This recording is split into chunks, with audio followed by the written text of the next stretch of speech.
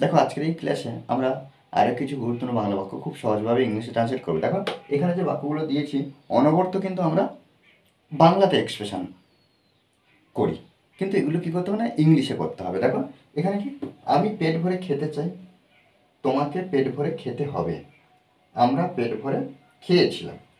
দেখো এখানে জাস্ট একটা গঠন আমি লিখি, ফার্স্ট টাইম আমরা কী করবো, বাক্যে প্রথমে সাবজেক্ট বসাবো, তারপরে হেল্পিং ভার্ব।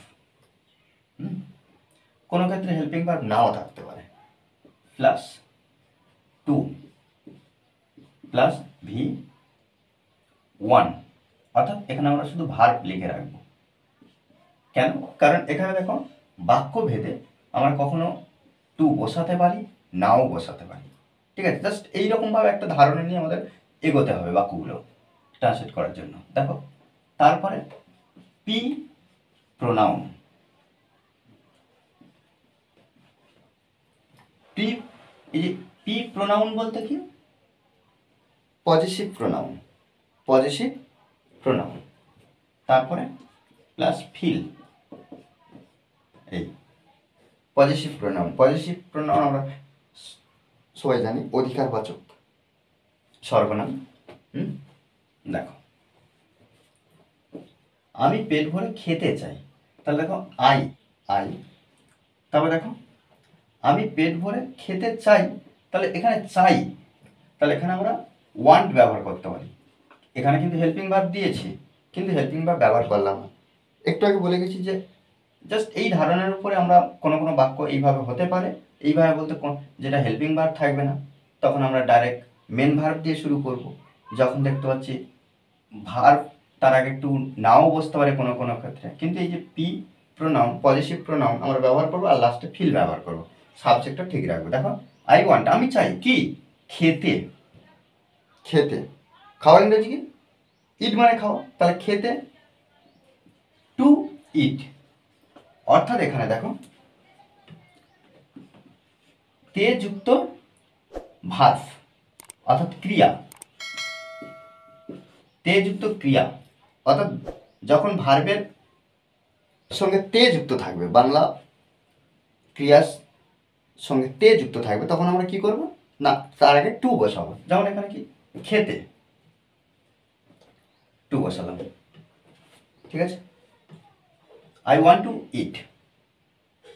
এবারে পজিটিভ প্রোনাউন অধিকারবাচক, তাহলে এখানে আই বসিয়েছি, ওই জন্য আমরা এখানে মাই বসাবো, মাই ফিল। ওকে, তাহলে দেখো আমি পেট ভরে খেতে চাই, তাহলে এখানে এটাও বলতে পারতাম যে আমি আমার পেট ভরে খেতে চাই, আমি আমার পেট ভরে খেতে চাই, জাস্ট এখানে আমারটা ব্যবহার করা হয় না। হ্যাঁ, ইংলিশের ক্ষেত্রে এটা আমরা লিখব, তোমাকে পেট ভরে খেতে হবে। দেখো তোমাকে, ইউ, এই যে খেতে হবে, খেতে হবে জোরের সঙ্গে বলা হচ্ছে। যখন এই ধরনের, এই যে খেতে হবে, খেলতে হবে, ঘুমাতে হবে, এই ধরনের যখন বিষয় আমরা দেখব, তখন আমরা কি করব না, হ্যাভ ব্যবহার করব, অর্থাৎ হ্যাভ টু, আর তার আগে তো আমরা ভার্ব ব্যবহার করছি। তাহলে you have to, you have to কি, খেতে, eat, you have to eat, you have to eat, তোমাকে খেতে হবে। এবারে your positive pronoun, your fill. Okay, আমরা পেট ভরে খেয়েছিলাম। দেখো এখানে একটু অন্যরকম বিষয়টা হলো, আমরা পেট ভরে খেয়েছিলাম, পাস্টে হয়ে যাচ্ছে খেয়েছিলাম, তাহলে এখানে আমরা উই, উই, ইট মানে খাওয়া, ইট মানে খাওয়া, তাহলে পাস্ট টেন্সে এট, এইট, উই এইট,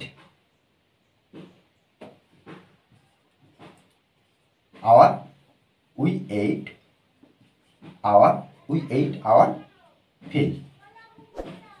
ওকে, আমরা পেট ভরে খেয়েছিলাম।